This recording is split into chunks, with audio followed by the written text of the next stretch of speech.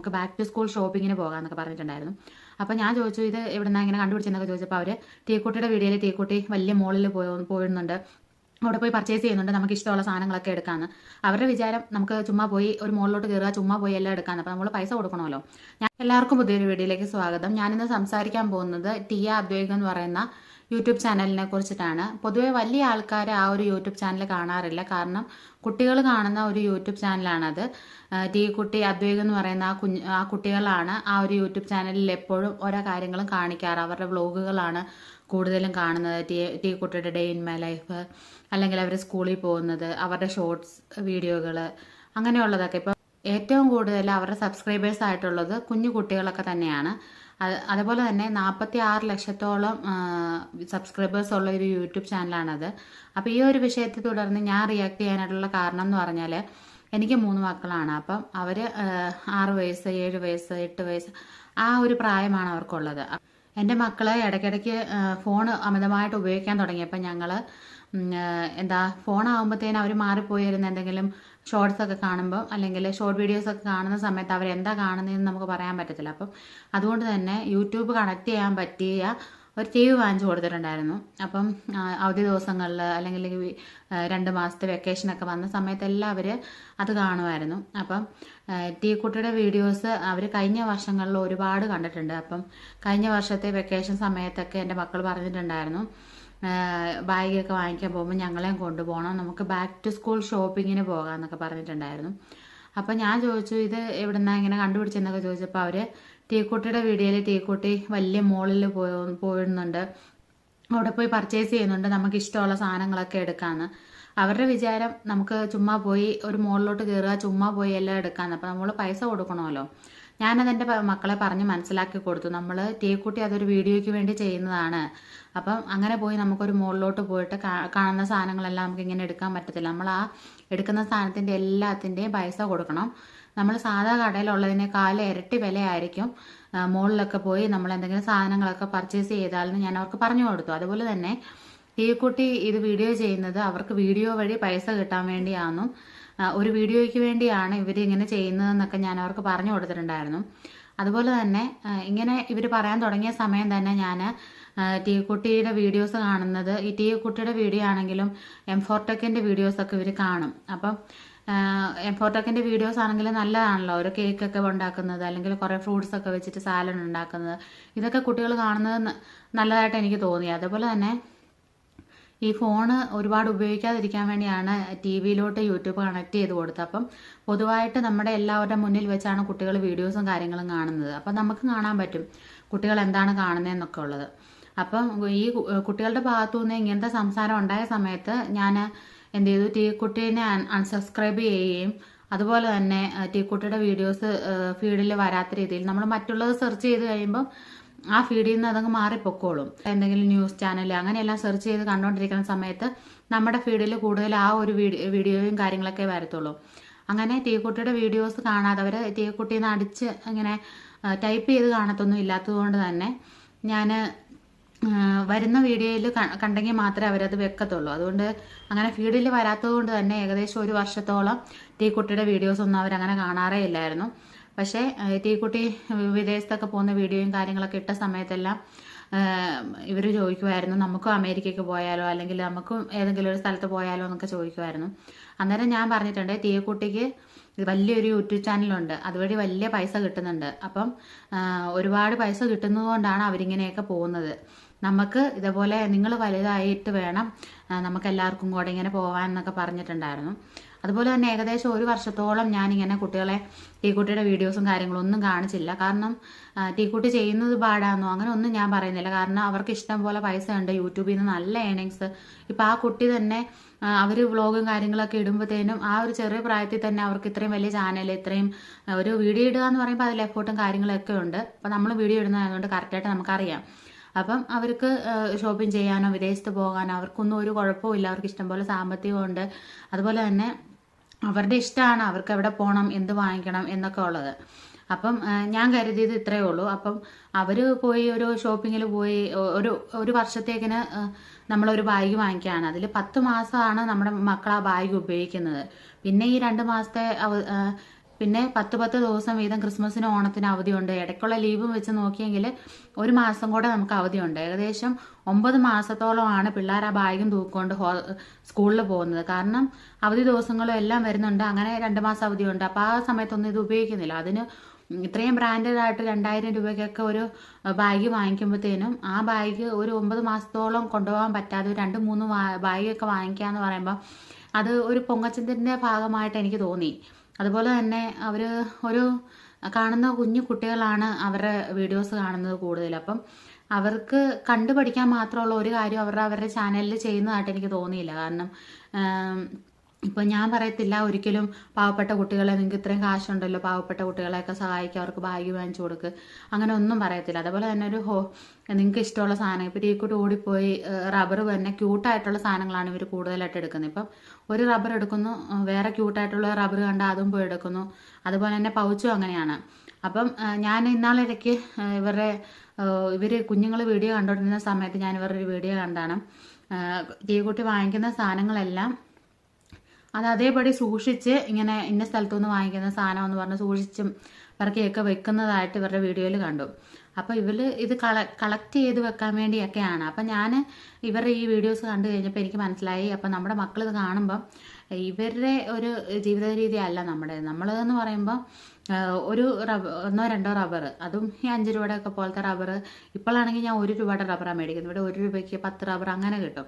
അപ്പം ഒരു 3-4 ദിവസം കഴിയുമ്പോൾ പിള്ളേരത് ഓടിച്ച് കളയുമോ അല്ലെങ്കിൽ കാണാതെ പോവുമോ എന്തെങ്കിലും ചെയ്ത് നമുക്ക് മാറ്റി കൊടുക്കാൻ പറ്റും. അപ്പം അങ്ങനെയാണ് മേടിക്കുന്നത്. അതുപോലെ തന്നെ എൻ്റെ മക്കൾ ഈ പ്രാവശ്യം കൊണ്ടുപോയ കുപ്പി പോലും പഴയ ആ കുപ്പി തന്നെയാണ് കൊണ്ടുപോയത്. കാരണം അതിൻ്റെ കുഴപ്പമില്ലാത്തത് കൊണ്ട് വാട്ടർ ബോട്ടിലൊക്കെ അത് തന്നെയാണ് കൊണ്ടുപോയത്. അപ്പം ആ ഒരു രീതിയിലാണ് നമ്മുടെ മക്കളെ കൊണ്ടുപോകുന്നത്. അപ്പോൾ ഇതൊക്കെ കണ്ടു കഴിയുമ്പോൾ കുറച്ച് ഇൻഫ്ലുവൻസ് ആകുമെന്ന് മനസ്സിലായപ്പോഴാണ് ഞാൻ ഇവരുടെ ചാനൽ അൺസബ്സ്ക്രൈബ് ചെയ്തിട്ട് പിന്നീട് ഇവരുടെ വീഡിയോസ് കുട്ടികൾ കാണാത്ത രീതിയിലാക്കിയത്. ഇപ്പം മക്കൾക്ക് ഒരു കുഴപ്പമില്ല. ഈ പ്രാവശ്യം അവർ ഷോപ്പിങ്ങിൻ്റെ സമയത്ത് ഞാൻ മക്കളോട് പറഞ്ഞു, നമുക്ക് ഈ 2 മാസം അവധി തീരാറായപ്പോഴാണ് നമ്മൾ ഷോപ്പിംഗ് കാര്യങ്ങൾ ചെയ്തത്. അപ്പം ഷോപ്പിംഗ് എന്ന് പറഞ്ഞാൽ അങ്ങനെയൊന്നുമില്ല. നമ്മൾ കട്ടപ്പനയിൽ അത്യാവശ്യം സാധനങ്ങൾ ഡിസ്കൗണ്ട് കിട്ടുന്നൊരു കടയിലോട്ട് പോയി മക്കൾക്ക് ബാഗും ബുക്കുകളും പൊതിയാനുള്ളതും അങ്ങനെയുള്ള എല്ലാ സാധനങ്ങളും, പെൻസിൽ, റബ്ബർ അങ്ങനെയുള്ളതെല്ലാം മേടിച്ചു.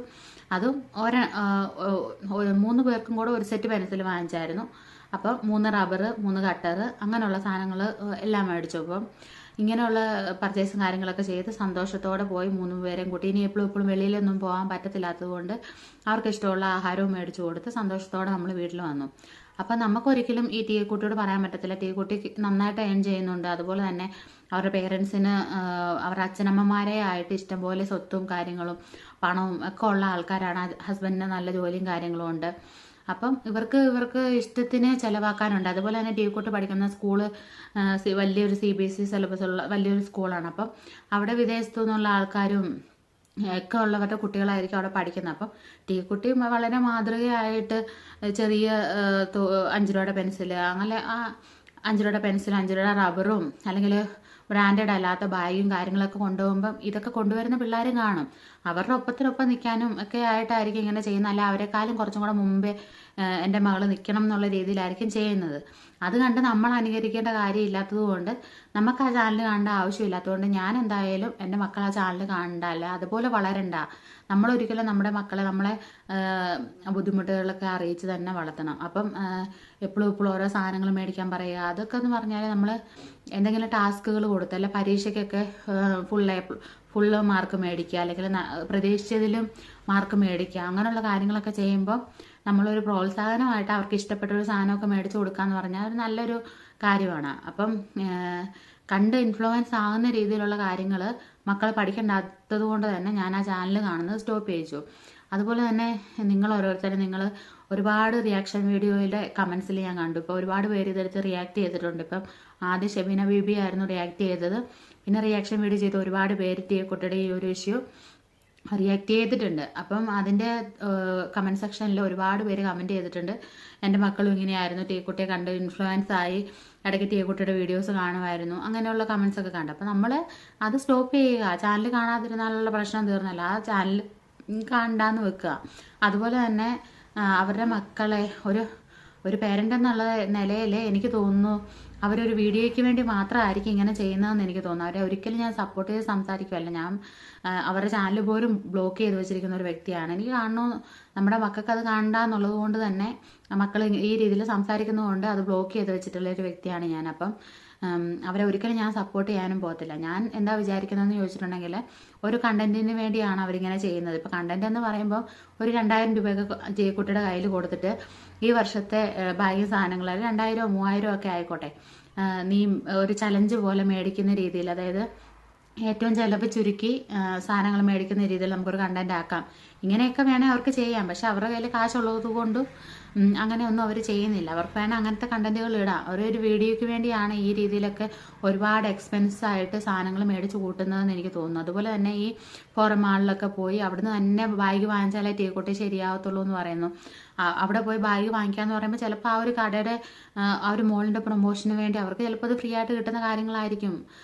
അപ്പോൾ ഇത്രയും വലിയൊരു യൂട്യൂബറൊക്കെ ചെല്ലുമ്പോഴത്തേനും അവർക്കതൊരു പരസ്യം കൂടെ ആകുന്നതുകൊണ്ട് അവർക്ക് ചിലപ്പോൾ അത് പ്രൊമോഷൻ ആയിരിക്കും. ഇതൊന്നും നമുക്കറിയത്തില്ല. അതുകൊണ്ട് തന്നെ